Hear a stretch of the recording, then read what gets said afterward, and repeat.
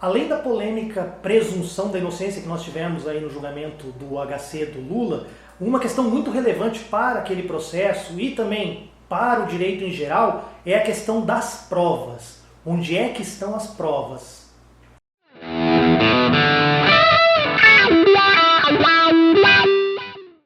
Bem-vindos a mais um Diretas de Direito e hoje eu estou aqui com o Dr. Marcos José Porto Soares, que é carioca, mas é membro do Ministério Público do Estado do Paraná, promotor de justiça aqui desde 1998. Isso. Desde 98. O Marcos ele é graduado em Direito pela PUC do Rio de Janeiro, é pós-graduado, é especialista em Direito Civil e agora está fazendo um mestrado lá na Espanha em Direito Probatório, né? Como Isso. é que o termo seria racionamento probatório, raciocínio probatório. Raciocínio probatório É na Universidade de Girona. Girona, na Espanha. E hoje a gente vai bater um papo aqui, na verdade quem vai falar mais é o Dr. Marcos, sobre prova, sobre o que significa a prova para o processo, qual é a importância da prova. E aí, como é que nós podemos começar introduzindo esse assunto aí? Primeiramente, queria agradecer essa oportunidade de participar do canal Diretas do Direito, que vem difundindo com profundidade e com clareza muitos temas importantes que a sociedade precisa saber e discutir. Em relação às provas, dentro da atividade como promotor de justiça e no dia a dia, nós percebemos que 90% da discussão de num processo, não é o direito. A discussão é aquele fato ocorreu ou não ocorreu. E as faculdades de direitos e as ciências jurídicas, elas não se preocupam, elas não criam mecanismos científicos para estudar a comprovação de um fato. E essa discussão ela precisa ser aprofundada. E é por isso que é muito importante essa oportunidade de falar sobre direito probatório. 90% de um processo é provar um fato. E como que você comprova um fato? É preciso, e a gente pode ter imagem de um quebra-cabeça. Para a gente chegar na verdade, a verdade absoluta é impossível alcançar.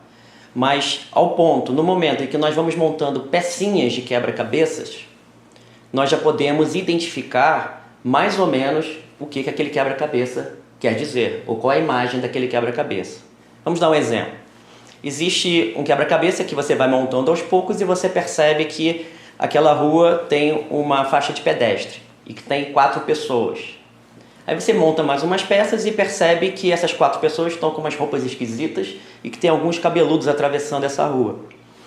E mais pra frente você descobre que essa rua é a Abbey Road em Londres.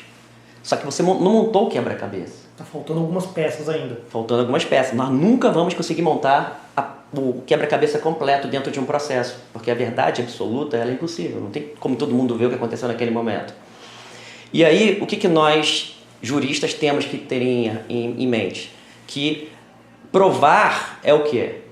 É trazer fatos, premissas que são demonstrados, que se aproximam, que correspondam à realidade. Não precisa ser a realidade, mas que correspondam. Isso quer dizer que existe uma probabilidade muito grande de que aquele fato ocorreu. Ou de que aquele quadro, por exemplo, voltando ao exemplo, são os Beatles atravessando a Abbey Road naquele famoso quadro.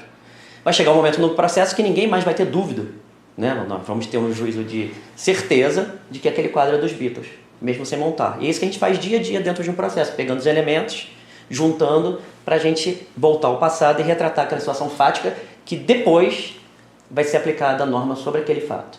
Então a gente trabalha basicamente com uma questão mais probabilística, meio que física quântica, assim, você nunca vai ter 100%, igual o exame de DNA, né? O exame de DNA ele nunca aponta 100% a paternidade ou 100% a maternidade. Ele sempre aponta 99,996%. Né? Exatamente. Então, nem as provas científicas mais técnicas te dão uma certeza de 100%. Isso, e o que a gente percebe é que é um raciocínio de indução, montando peças para chegar ao geral. E dentro de um processo, a gente pode dizer que existem provas que são mais importantes, menos importantes que as outras? Isso. Hoje, o sistema que é mais adotado em todos os ordenamentos democráticos do mundo é o sistema da livre valoração das provas. Então não existe um rótulo que uma prova seja mais importante que a outra determinado pela lei. Será o juiz que vai valorar a prova. Ele que vai examinar cada meio de prova e vai dar ao valor que ele achar que é mais racional e lógico de dar mais importância à comprovação daquele fato. Mas no nosso direito, eu acredito que na maioria dos ordenamentos jurídicos dos países aí democráticos, nós temos uma questão muito interessante que é a presunção da inocência, né? Que inclusive ela tem alguns revestimentos, um dos revestimentos da presunção da inocência é você ser tratado como inocente, e a outra que é o odus da prova, que é do acusador. E nós tivemos aí uma discussão muito grande até no STF sobre essa questão da presunção da inocência. E o que a prova, o que esse conjunto probatório tem o que ele se vincula, o que ele tem a ver com essa questão da presunção da inocência? Desde o momento que surge a ideia, a intenção de provar um fato, mesmo antes do processo, já se colhe provas. Seja um contrato, um documento que foi firmado, seja no âmbito da promotoria, da investigação ou policial, um vestígio material ou um próprio depoimento prestado antes mesmo da fase judicial. Por exemplo, um policial federal, da Polícia Federal, bate na sua porta e faz uma busca e apreensão na sua casa. Bem, você é culpado? Não. Mas já se começa a colher provas naquele momento, é a primeira peça do quebra-cabeça. Colher provas naquele momento para ver se aquele fato ocorreu. Aí depois instrui-se mais ainda, e aí o autor, que pode ser tanto o Ministério Público numa ação de relevância social pública, pode ser até um particular que vai entrar com uma ação de indenização contra alguém, ele já tem mais ou menos algumas provas. Essas provas já sinalizam que aquele fato pode ter ocorrido, como também podem já serem descartados de plano porque não tem uma verossimilhança nenhuma com aquilo que foi produzido. E aí já temos uma prova para ingressar com a ação. Aí dentro do processo você produz mais provas ainda, e produz mais provas ainda sob o crivo do contraditório, onde o réu pode rebater, pode questionar a veracidade da sua prova, se houve falsificação, se não houve. Mas a princípio, aquelas provas que você trouxe antes, quando você traz ela para o processo, o réu também pode questionar a veracidade delas dentro do processo. Podem ser questionados dentro do processo. O campo para discutir a validade das provas ele é tanto dentro do processo como fora também, se tiver alguma falsidade já evidente. E aí, nós já temos todo o andar de um processo para chegar para um juiz de primeiro grau. Esse juiz de primeiro grau ele vai fazer aquela análise racional sobre os fatos e vai dizer se aquele fato ocorreu ou não. Aquele fato, ele considerado que tenha ocorrido, ele vai aplicar o direito e vai aplicar as consequências jurídicas, certo? Aí nós já temos aí o quê? Uma probabilidade daquele fato ter ocorrido. Aí vamos supor que a parte recorre para o Tribunal de Justiça. O réu não concordou, recorre. O Tribunal de Justiça, que é a instância, que é segundo grau de instância, vai reexaminar as provas. Vai olhar novamente para aquelas provas para ver se comprovam aqueles fatos. E vamos supor que o Tribunal de Justiça confirma, depois mais de um juízo, mais uma análise por um tribunal, um órgão colegiado, com 3 desembargadores ou mais, eles confirmam que realmente aquele fato ocorreu. Então já passou desde o início que a gente está formando as provas, passou pelo juiz de primeiro grau, passou pelo juiz, passou por todo um tribunal de justiça com pareceres contraditório pleno, chegou no final, quando o Tribunal de Justiça disse aquele fato ocorreu, não tem como você presumir que a pessoa é inocente. Acaba a presunção de inocência aí. Aí os fatos só podem ser apreciados até a segunda instância. E no Brasil nós temos o STJ e o STF, que seria a terceira, e outros falam o STJ a terceira, o STF talvez a quarta instância. Uhum. Quando um julgamento alcança o STJ, não vai mais discutir provas, se aquele fato ocorreu ou não. Vai discutir questões jurídicas, de princípios, questão da norma em si. Então não tem mais o que falar de presunção de inocência quando já esgota o segundo grau de jurisdição. E é esse o entendimento que hoje o Supremo vem adotando, até no caso do julgamento do habeas corpus impetrado pelo presidente Lula.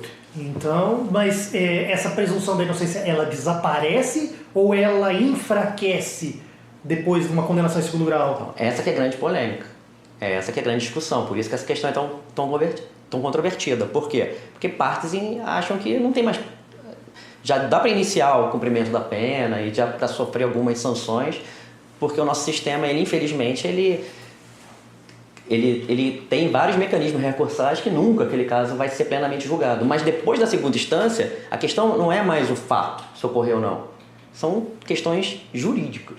E acho que nos votos dos relatores aí nessa questão do habeas corpus do Lula, até trouxe uma questão de estatística e tal, são sei lá, coisa de 5% dos processos que chegam em um recurso especial, um recurso extraordinário, que são revertidas essas decisões. São casos, assim, extremamente pontuais, né? Isso. E a questão das provas em si.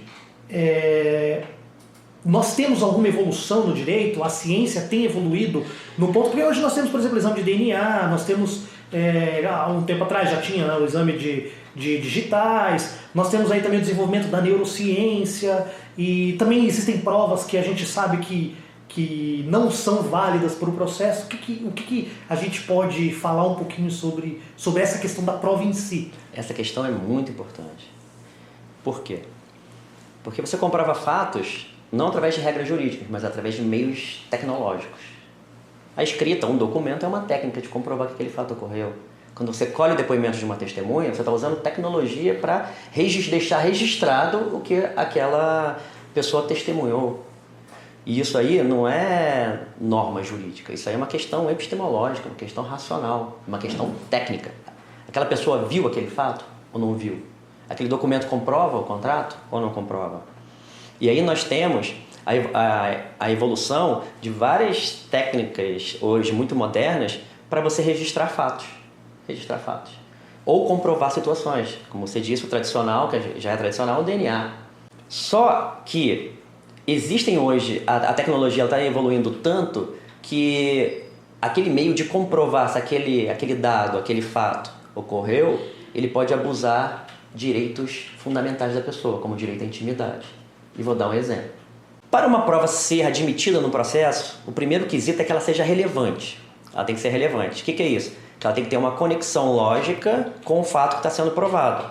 Você não vai provar, você não vai trazer uma testemunha que não viu, que não tem nada a ver com a situação que você quer provar. Por exemplo, você quer provar que você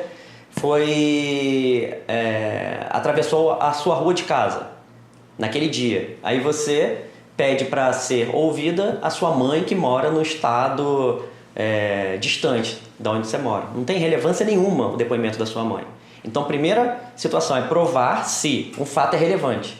Se tem essa conexão lógica com o que você quer provar. Segundo, depois de a gente ter um meio de prova que ele é relevante, tem que passar pelo filtro jurídico.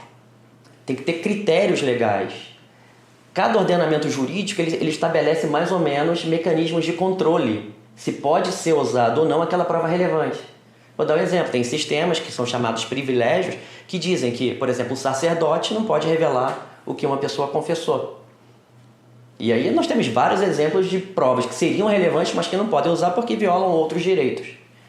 E com a evolução da neurociência, hoje nós temos, por exemplo, estudos na Universidade dos Estados Unidos e em outros lugares, dizendo que a neurociência pode trazer elementos para a gente ter uma comprovação quase perfeita se aquele fato ocorreu ou não no passado. Por exemplo, botar um chip numa testemunha.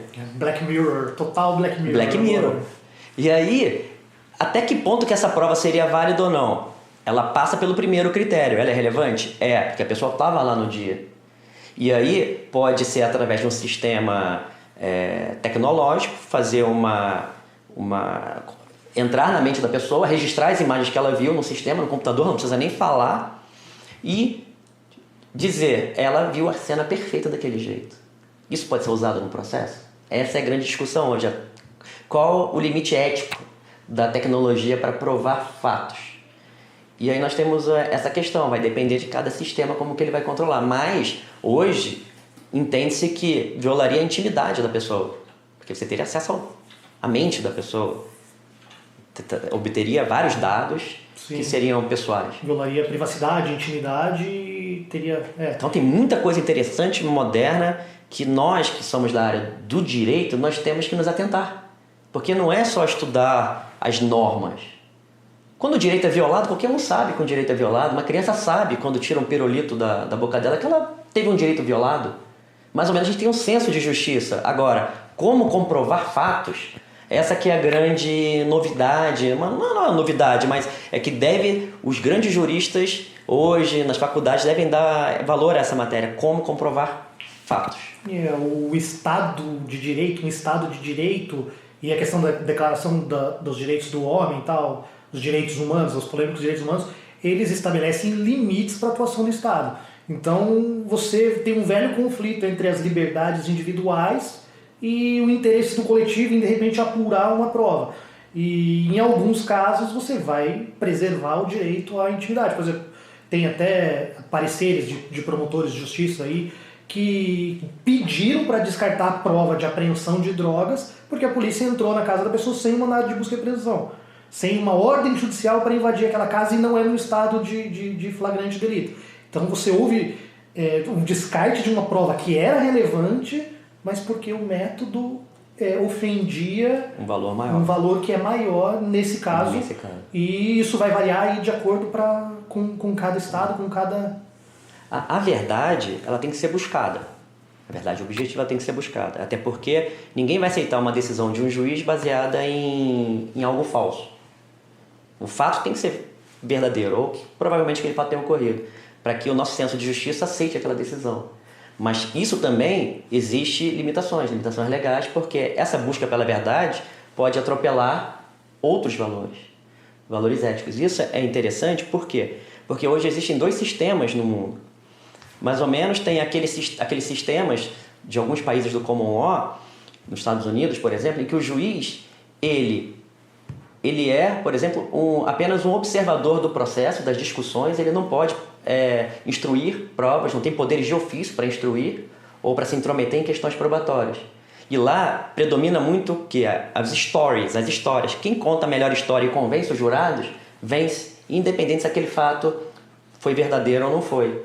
O nosso direito, que hoje é civil law, mas também já há essa aproximação do common law, traz isso que o Tarufo fala, que o objetivo do processo é alcançar a verdade. E aí dá mais poderes instrutórios para o juiz. O juiz pode pedir provas, porque é importante saber a verdade também dos fatos. E também admite-se que as provas, que são as provas atípicas, que são aquelas provas que não estão previstas nos códigos, mas podem ser admitidas qualquer meio que seja idôneo, apto a demonstrar os fatos. Isso é muito interessante porque aí, nesse momento, a gente vê a divisão o objetivo do processo é buscar a verdade e resolver conflitos. Um lado, civil law. E no common law, resolver conflitos. E no júri, por exemplo, nós que trabalhamos no júri, o jurado, o certo seria, e você demonstrar que aquele fato ocorreu e contar a história que melhor convença ele.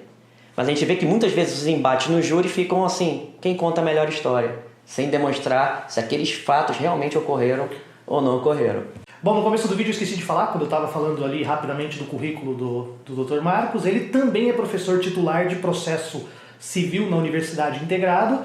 E para terminar, eu queria fazer uma pergunta para ele, se ele ainda leciona, se ele ainda aborda aquela questão muito clássica, que é a primeira coisa que a gente vê quando a gente vê em direito processual de provas, lá que o direito civil ele prioriza as provas formais, enquanto o direito penal prioriza as provas reais. Existe isso ainda? Ainda existe, ainda essa discussão. Alguns livros, uma doutrina mais tradicional, mais antiga, ainda passa essa informação, mas hoje, cientificamente, no meio acadêmico, está superada essa tese. Porque a verdade é uma só, um fato está comprovado do mesmo jeito para o cível e para o crime. O que nós temos, a única diferença no crime é que a condenação tem que ser além da dúvida razoável, para poder o fato ser comprovado, é um standard criminal. Mas verdade real, verdade formal, essa diferença não existe mais. O que importa é a verdade dos fatos, a probabilidade daquele fato ter ocorrido, a probabilidade daquele fato corresponder à verdade. Não que ele seja a verdade, mas que ele tenha uma grande probabilidade de corresponder à verdade. Então essa tese que nós aprendemos na universidade, na faculdade, ela já está superada. A verdade é uma só. A verdade é uma só. Como diria o Sérgio, o Ricardo, que passou por aqui, a verdade está lá fora. Você e arquivo X, lembra? É verdade, é verdade. Então é isso, acho que terminamos o vídeo por aqui. Vai ficar um pouquinho mais longo que os outros, mas foi um papo aí legal, foi um papo que fluiu bem aí. Eu vou esperar ele mais algumas vezes aí. Isso. E agora eu vou fazer um truque de mágica.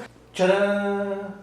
Esse aqui é a teoria geral dos procedimentos especiais, de autoria do Dr. Marcos. É um livro que ele escreveu, a gente estava conversando já sobre isso, é um livro que ele escreveu com base no conteúdo pragmático, né? no material que você prepara para aulas.